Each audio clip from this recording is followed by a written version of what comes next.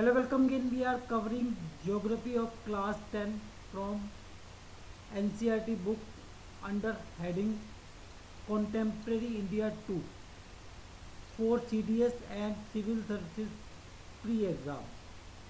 So we have started first chapter resources and development, and we have covered the introductory part.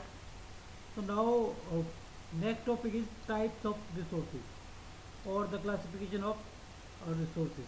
So that we have studied already. That classification we have studied already. Now we will study it in detail. So on the basis of origin, the types of resources are biotic resources and abiotic resources. Okay. So biotic resources, definition of biotic resources: these are obtained from biosphere and have life such as human beings, flora and fauna, fisheries, livestock, etc. Okay, so these are live things, live resources. Human beings, fauna, fisheries, livestock. And second, on the basis of origin is abiotic. All those things which are composed of non-living things are called abiotic resources. For example, rocks and metals.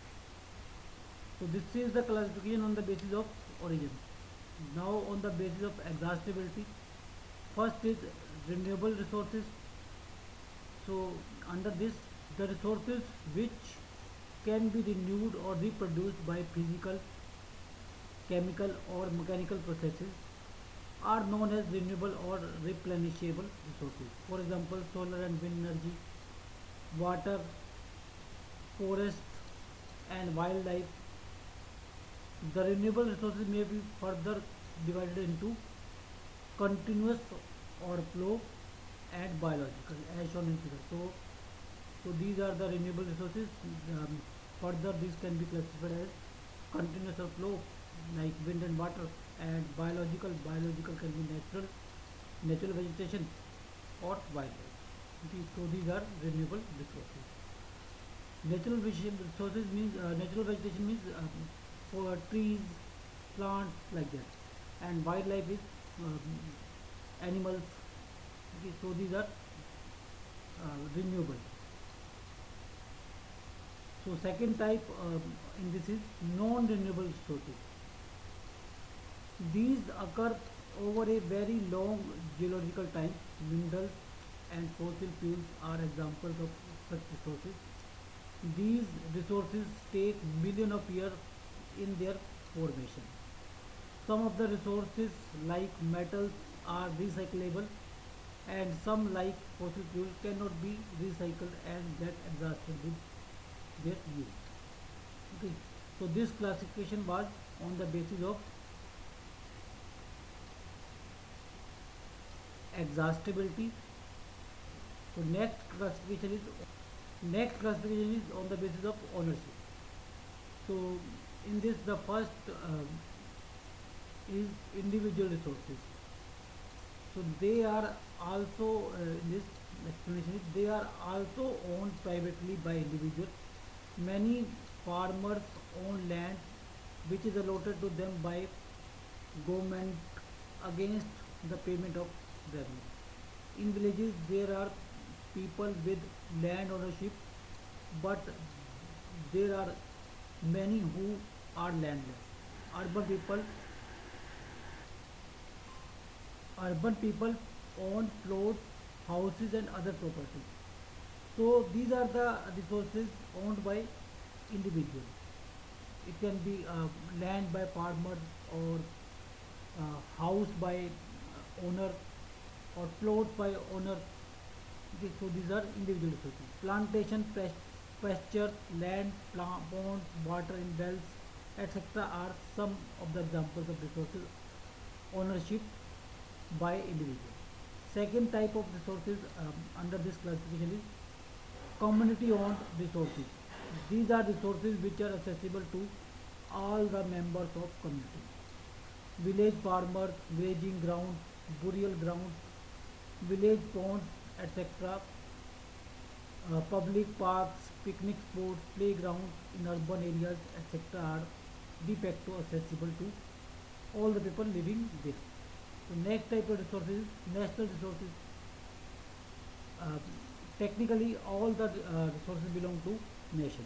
The country has legal power to acquire even privately, even private property for public use.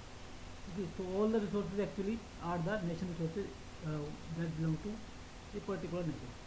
You might have seen roads, canals, railways being constructed on the field owned by some individuals. So government can take the individual resources to construct road, canal, railways. Okay, so these are national resources and give lump sum money to them. So urban development authority get empowered by government to acquire land. So this is the authority that is authorized to acquire land.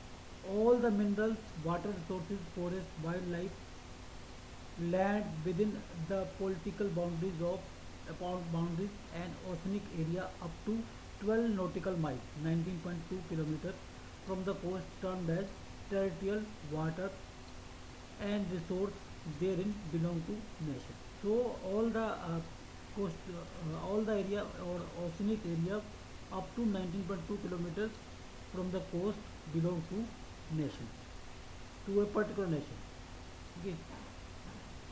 Next type is international resources. They are international institutes which regulate some. There are international institutes which regulate some resources.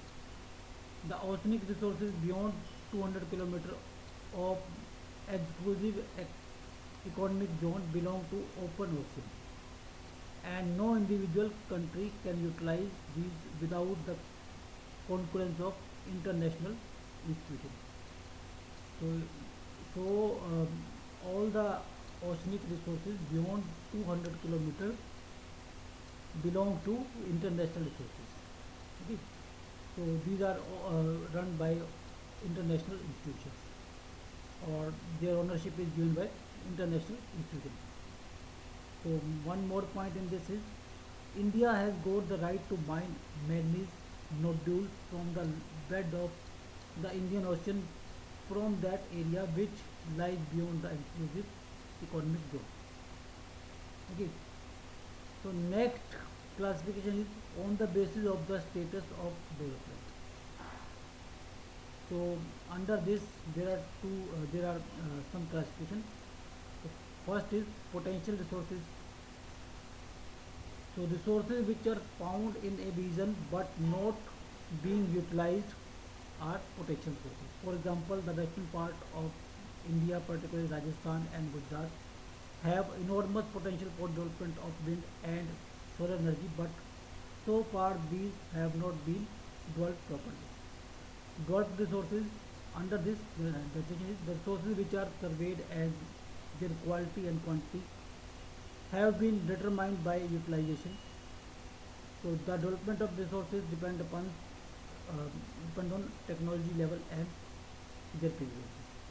And next type of resources is, under this is stock, the material in the environment which have the potential to satisfy human needs, but human beings do not have the appropriate technology to assess these are included among the stocks. For example, water is a compound of two inflammable gases, hydrogen and oxygen, which can be used as a rich source of energy, but we do not have the required technology know how to use them for this purpose. So hence it can be considered as store. Last one in this classification is reserves. So reserves are the subset of the stock which can be put into use with the help of existing technical know-how, but their use has not been started. Next point, these can be used for meeting future requirements. River water can be used for generating hydroelectric power, but presently it is being utilized only to limited extent. Thus, the water in the dams, forests, etc. is a reserve which can be used in future. So these are reserves, and so we have reserves, stocks,